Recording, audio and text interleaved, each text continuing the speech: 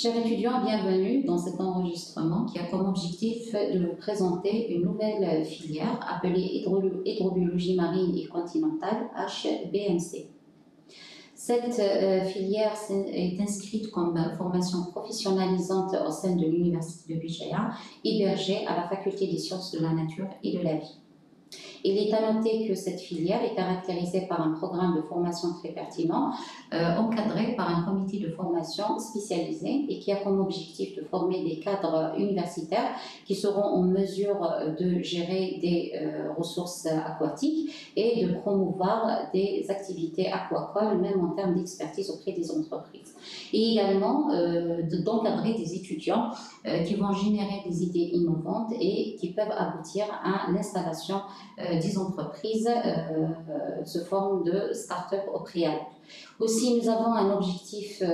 général à travers les outils pédagogiques que vous allez découvrir qui sont très riches en techniques et méthodes scientifiques vont permettre à l'étudiant d'évoluer dans sa vie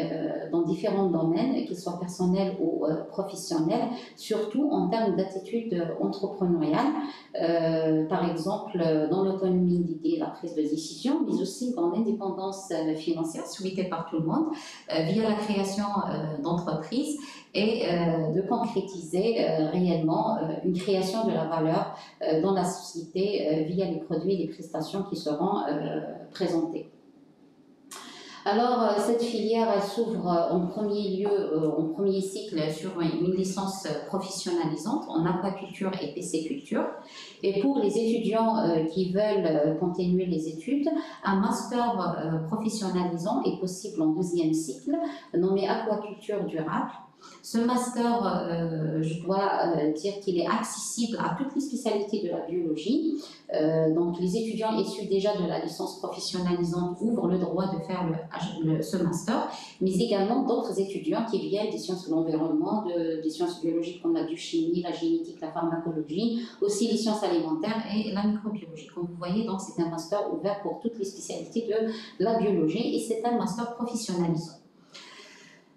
Pour ceux qui veulent également continuer un troisième cycle d'études en HBMC dans la recherche appliquée, plusieurs axes de recherche sont diversifiés et possibles en matière par exemple d'insémination et de la reproduction artificielle, en biotechnologie et aquaculture, en sécurité alimentaire, en bioréacteurs, à l'application par exemple des procédés d'aquaculture dans l'agriculture, etc. Il est également à noter que dans le cadre de du canevas de cette filière, une première convention a été ratifiée avec l'Université littorale de France pour un perfectionnement à l'étranger. Aussi, d'autres projets seront lancés prochainement avec plusieurs structures universitaires qui sont spécialisées en matière d'aquaculture et pisciculture, surtout celles qui se trouvent en Chine, en Japon, en Bulgarie, en Angleterre, en Amérique, au Canada et un peu partout dans le monde. Par contre, les étudiants qui veulent se diriger vers le monde du travail, plusieurs opportunités s'offrent à travers les établissements publics comme l'enseignement supérieur, les centres de recherche, les centres de formation professionnelle, les différentes directions et chambres de pêche qui existent au niveau national et les parcs nationaux. Également, on peut noter des entreprises privées qui ouvrent les portes de recrutement en matière d'aquaculture, de transformation et valorisation des produits aquacoles. C'est des salles qui existent actuellement au niveau national et également celles qui sont spécialisées dans la conservation et certaines écloseries.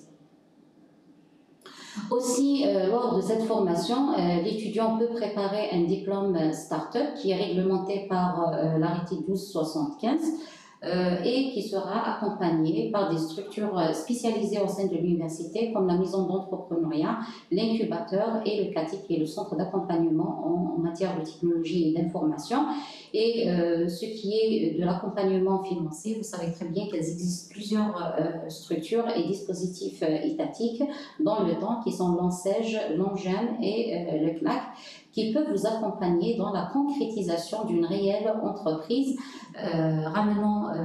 certainement l'étudiant à un espoir d'être indépendant et de créer de la valeur dans la société via la création de la richesse à travers la création d'emplois et des produits et services, comme je l'ai cité déjà dans les objectifs. Comme vous remarquez, chers étudiants, donc c'est une filière qui s'ouvre sur un axe très prometteur, que ce soit au niveau national ou international, et qui vous ouvre les portes, que ce soit dans la recherche appliquée ou bien dans le monde du travail. Alors, de dire à la fin que c'est une réelle filière d'avenir et je vous incite fortement à la découvrir et merci pour votre attention.